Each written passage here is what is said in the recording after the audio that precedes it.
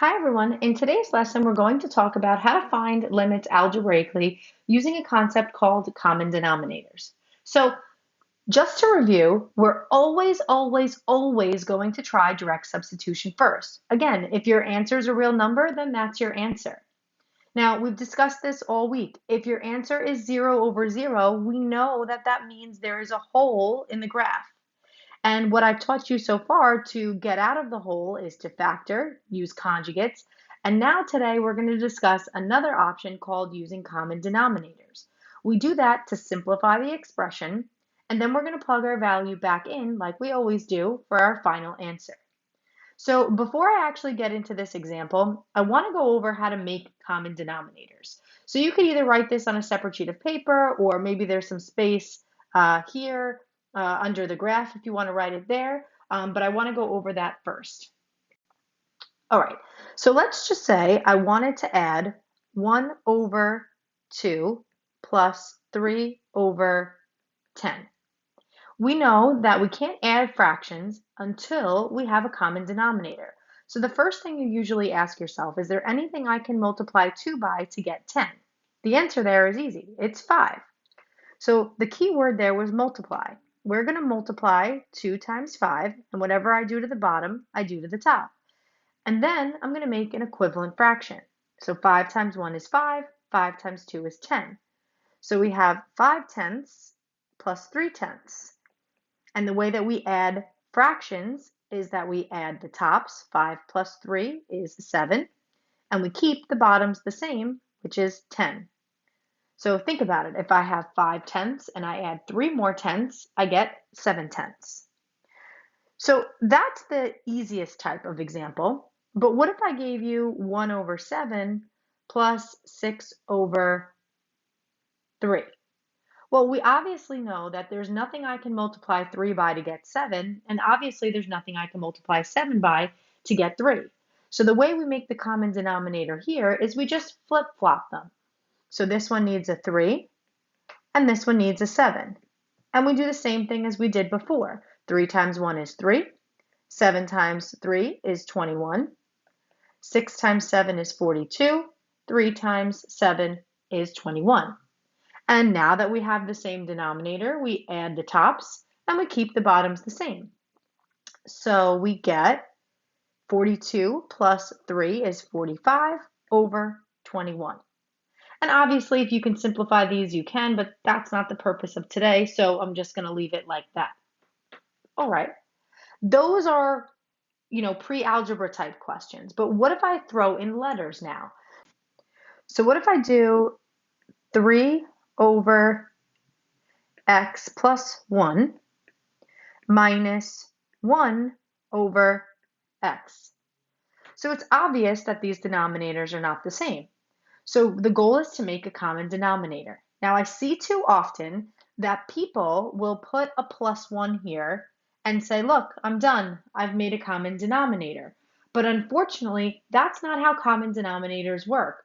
We took this in example 1, we took the 2 and we multiplied it by 5. We took this 7 and we multiplied it by 3.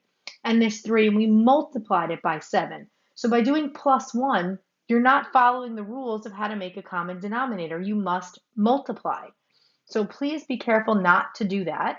But what you can do when the denominators are not the same and there's nothing that you can multiply one by the other, then you follow this rule. You literally just flip-flop them. The 7 gets the 3 gets the 7. So over here, same thing. This gets the x plus 1. Whatever I do to the bottom, I have to do to the top. And this gets the x. And now we have our common denominator. So let's multiply 3 times x. That gives me 3x. And the denominator I'm going to leave in factored form, x times x plus 1. And the denominator over here I'm going to leave as x times x plus 1. But when there's subtraction, you have to be very careful. You need to distribute the negative. So if it helps you, you could write subtraction as plus a negative. So then you can clearly see that you have to distribute the negative. So this would be now plus negative 1x minus 1. So be very careful if there's subtraction. So again, what do we do when we have fractions that we're trying to add? We add the tops and we keep the bottom the same. So the bottom we're going to leave as x times x plus 1. And now the top, we have 3x plus negative 1x, which is 2x. And then we have just this negative 1 here. So 2x minus 1 is your top, and your bottom is x times x plus 1. All right, excellent. So now that we reviewed that, I think we're ready to do the limit using common denominators. So again, I always have an example here visually for you to see. So we want to evaluate this limit as x approaches 0. So let's look at the graph. From the left side, from the right side, we see the y value that this graph approaches is -4. So we know that that's going to be our answer, but we're not always going to have the picture. So let's see if we can do this algebraically. So step 1, like we normally do, is direct substitution. So step 1, direct sub. So we're going to go ahead and we're going to plug in 0 every time we see an x. So 0 divided by 1 over 2 plus 0 minus 1/2. We can simplify the denominator here. 2 plus 0 is 2. So we could do 1/2 minus 1/2, which is clearly 0. So we've proven that we have a whole. 0 over 0 means we have a whole. Direct substitution, done. Step 2, we have to simplify this. So we have factoring and conjugates. Obviously, there's no factoring involved. There's no radicals, so we can't use conjugates. So we're going to have to use something called common denominators. So we're going to simplify using common denominators. Okay, so I'm just going to rewrite the problem. So we have x over 1 over 2 plus x minus 1/2. So obviously the common denominator is going to be here. So sometimes it helps students to really exaggerate this division line. So if you want to make this very big and bold, so that way you're focusing your attention just on the bottom. So this one's actually very similar to the example we just did. We need to find a common denominator between these two. So we need to give one that the other doesn't have. So this needs a 2 plus x. Whatever I do to the bottom, I have to do to the top. And this needs a 2. So if we wanted to simplify this in order, I'm going to just leave this x on top. Now, we're going to multiply 2 times 1. That gives me 2 over 2 times 2 plus x. Now I see subtraction. So what I'm going to do there is I'm going to change this to adding a negative, because that way I'll remember to distribute that negative. So we have plus. Now -1 times 2 is -2, and -1 times x is -x. All over the common denominator of 2 times 2 plus x. So I can keep my x for my top, and now my bottom, I can actually add these now. We keep the bottom the same, and we add the tops, just like we did before. So if we add the tops, 2 plus -2, you're going to see is going to cancel. So all we're really left with is this -x. So -x over 2 times 2 plus x.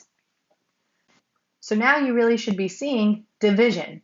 You should be seeing that we're dividing one fraction divided by another fraction. So we're keeping the top, we're changing, and we're flipping. Remember, keep, change, flip. So we're going to keep the x, which I know could be written as x over 1. So we're keeping that. We're changing the division to multiplication, and then we are flipping. So 2 times 2 plus x all over -x. And if you remember a little bit of rules for simplification, we can cross simplify. So notice how there's an x here and an x here. I actually can divide them out. So this x divides out with this x, and we're left with this -1 now on bottom. So we really have 2 times 2 plus x all over -1. Now, technically, you can simplify this a little bit further. Anything divided by -1 is really the same thing as multiplying by -1.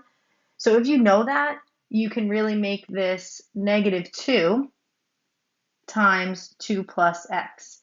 You don't have to do this step if you don't want to. It's not the final answer. So if this is confusing going from here to here, then you can leave it like this. That's totally fine.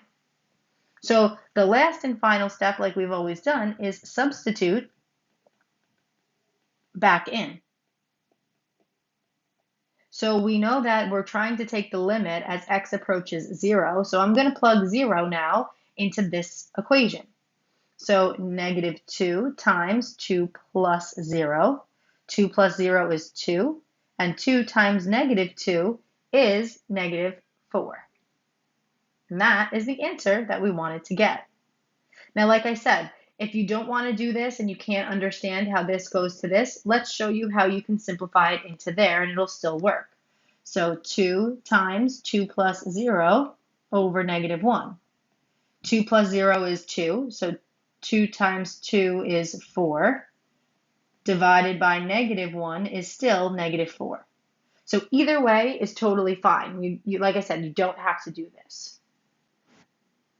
All right, I'd like you guys to look at the next page now on problem number 2. And let's give this one a try. So I'd actually like you guys to try this on your own first. Pause the video and then hit resume when you're ready for the answer. All right, this is what I got. All right, so I'm just going to do a quick review with the work here. So obviously here's the graph. So the limit as x approaches 0 goes directly to the y value of -1. So that's the answer that I'm looking for. So if you take a look at my work up here for the direct substitution, all I did was plug in 0 every time I saw an x, and I did in fact get a 0 over 0. So that proves that I need to simplify, and I chose to simplify using common denominators. So it was just a -1 up here, but I made it -1 over 1 to make it a fraction, so it was easier for me to find the common denominator for. Now, since there's a 1 here and a 1 plus x here, the common denominator is just 1 plus x. So I didn't have to multiply this side by anything. So all I did was go over here and multiply by 1 plus x. And again, it was subtraction, so I made it plus a negative. So I kept the first fraction, changed the addition, I change it to addition, and then I distributed this -1 and got -1 minus x. Kept the bottom, and I added the top like I normally do. So 1 plus -1, these are actually going to cancel. So I was just left with this -x.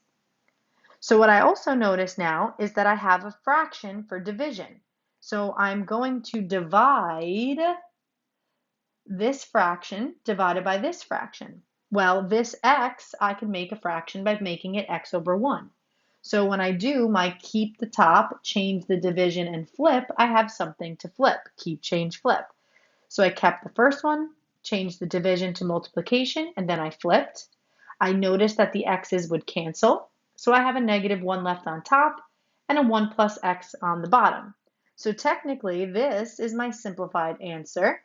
And all I did for step 3 was plug the number back in. So I'm taking the limit as x approaches 0. So I'm putting 0 back in here, and I got my value of -1. All right, that's it for today. We will definitely practice this more in class tomorrow. So if you have any questions, now is a good time to jot them down. Otherwise, I'll see you in class. Have a good day.